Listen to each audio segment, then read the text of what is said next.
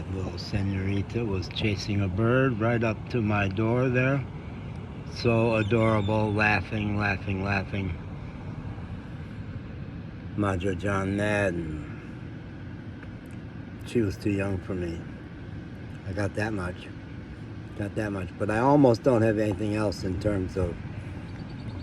yeah, I fed you guys earlier, the pigeons looking for stuff. I think I'm almost out of bird food. I do feed the birds.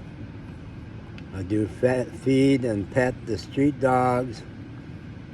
I do love whoever crosses my path and full of love. That's been my karma for a long time. And I seem, on one level, to be ready for intimacy with a woman. Not clear. It's not clear. God seems to be telling me, no, I don't think you're quite ready. Why don't you take a few days to dry out? So I now am at the Playa. No, there's still gorgeous women here in bathing suits. That's going to be a challenge. Playa Vicente Fox is at the south end of Veracruz, which is way more extensive than I thought. Just keeps going. But I can't feed my various addictions. I've got no money for the next 10 days. And it looks like I've got food. I stocked up on groceries yesterday, but it's going to be mostly saladitas, saltine crackers, and one hunk of cheese. I keep lopping off the part that gets moldy. So no fancy food, no fancy drinks. I drained my last soda this morning. I really do like my sweet drinks. I got more sugar yesterday in this red tin here, and I've got some apple cider vinegar, my designated drink from Appalachia that I created when I thought I was going to open a dance hall out there and bar. Big dreams always. It was what I call the Blue Magnolia, which is water and sugar and apple cider vinegar. It's a damn good drink, really, and the apple cider vinegar keeps my leg cramps at bay. But no money, and with a little luck, no pursuing of women. I know I'm going to be leaving Veracruz at the end of the month, so it sure doesn't make any sense. I thought a couple weeks ago that Veracruz was going to be the place where I would get intimate with a woman, or more than one. But it's not. It's really, the message I'm getting is fire Tinder, get rid of the dating app. That only makes you crazy. Shopping for women is consumerism. And I really am strongly recommending against the dating apps. It's so easy for a woman to give you a big come on, not from being phony baloney necessarily. There sure are plenty of scams. But even the real women will suddenly just go away. Just go away. One day it's I need to come down from Jico to see you very soon down in Veracruz. And then that's the last message you get. Or the woman up in Tihuatlan, 4 hours north. I was going to go to El Diamante, which I know and love, 2 hours north, and then skip up there to see her. She did a hell of a job of listening to me online. Hell of a job. I worked through my last bit of trauma about my time in Cincinnati, or at least a big chunk of it, online. I cried heavily, and she listened. She was awesome. But she wasn't ready for intimacy. Every time I said, yeah, but I don't know anything about you yet, she'd go away. She was a good person saying, well, 13 years since I left my husband, I don't seem to need a relationship. So there's that. I, 4 years on the road and 4.5 years of exploring Kundalini energy, which I seem to have access to, and a string of homeless waifs that I've picked up and taken care of in the van while they dry out. And to one extent, we love each other, although they're all way too fragile to do anything with. But that got me started. And when my two dogs, I've had a dog at my side, a dog in tow for 8 years, and all on the road. I'm still saying we. I always say we. and people would assume I had a partner, and I kind of did, because whether it was Poncho or Magic and Bear, finally, my dog was my primary. And energetically, everybody knew that, and energetically, I knew it.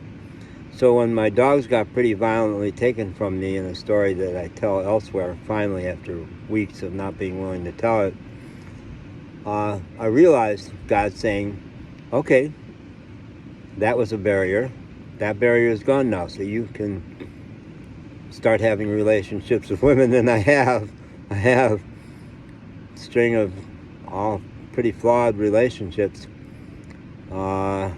And I have half a mind to tell that story here, although we'll see. I may decide that's too much for one video and save that for another. But there's been one after another. Gloria the barber, who was happily married down in Las Trancas, was gaga over my blue eyes. And I realized, oh my God, these blue-green eyes of yours are chick bait in Mexico, and they are. And she'd say, wow, you're so handsome. And that's something I've not known about myself. In my 20s, a really sharp woman said I was the handsomest man she had ever met, and it always lodged. It was in there, but I never believed it. And then Irene in Xalapa, very substantial woman, cousin of my friends in El Diamante. We had one breakfast, and we were head over heels over each other. I was like dizzy in love. And by the end of the day, she had arranged with her aunt, because she was an accountant, but apparently not deep pockets, but her aunt had deep pockets. Yeah, my aunt is going to foot the bill for you to rent a place in my neighborhood in Xalapa. And I thought, good, love nest, amazing. No, that wasn't her plan at all. It was little by little, she'd get me over my crazy notion of non-monogamy and get me over my crazy notion of traveling in a camper van. And she said, you're one of the handsomest men I've ever met. And then the follow-on was, clean you up a little bit.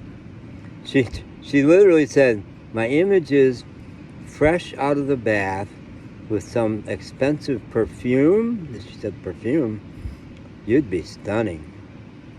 So I was the classic, you're almost what I want, and I bet I could change you in the ways I need. So that wasn't.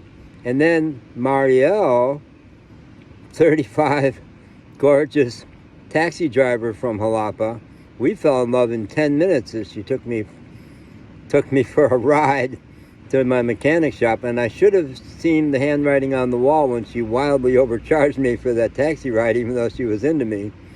But she wanted me to be her man. Took me to her house in Cardell. But she didn't want to be intimate. No, she didn't want to share anything about herself, and if I wrote her stuff about me, she wouldn't read it. She just wanted me in place, because she felt like she needed a man, and once she had me, that she didn't want to do anything with me, including sex. Yeah. Crazy.